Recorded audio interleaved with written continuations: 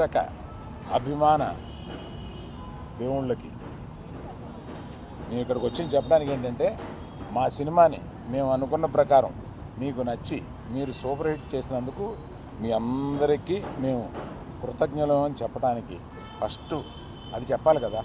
అందువల్ల వాళ్ళ సాయంత్రమే ఇది పెట్టుకుని మేము మా ఆనందాన్ని మీతో పంచుకుందామని, మా కృతజ్ఞత మీతో చెప్పుకుందామని ఇక్కడ చేరాం. సో నేను రాత్రి 24 గంటల క్రితమే చెప్పాను, there will be lot of surprises and the best surprise is our hero.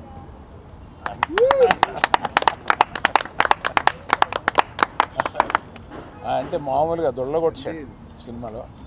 అందుకని ఇప్పుడు మాకు ఇంకో హీరో ఉన్నాడు, అతను దేవి ప్రసాద్.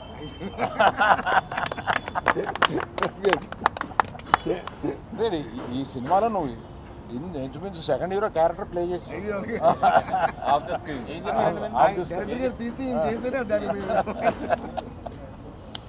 సో నన్ను వీళ్ళని వాసుని అందరినీ ఆడించేవాడు ఇలా ఒకడు ఉంటాడు.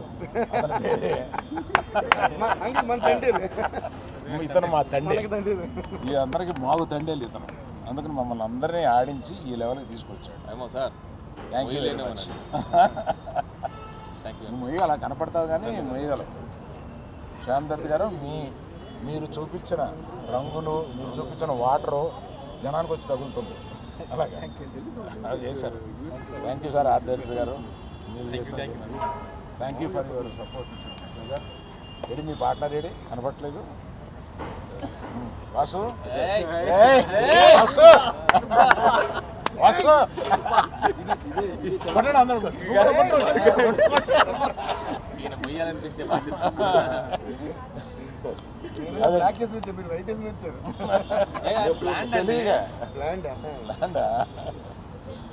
సో ఇక్కడి నుంచి ఈ రోజు నుంచి ఇక పండగ ప్రారంభం అవుద్ది.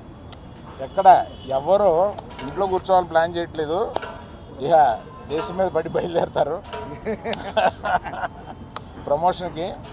దేవిశ్రీ ప్రసాద్ ఒక్కడే నన్ను వదిలేండి బాబు, నాకు ఇంకా ఆగిపోయిన సినిమాలు ఉన్నాయి, నేను నెలగా మీరు ఆపేసి పెట్టుకుంటున్నారు అంటున్నారు. అయినా వదలట్లేదు, ఆయన కూడా వస్తున్నారు. నిజమే, 1 మంత్గా నేను పగలు రాత్రులు పాపం మ్యూజిక్ డైరెక్టర్ కాకుండా రకరకాల పనులు చెప్పాము నీకు, రకరకాల పనులు చెప్పాము. అవన్నీ బాగా చేసి పెట్టావు Devi. Thank you very much. Thank you everyone who has supported this. Particularly thank you media, you took this film to another level. Thank you very much.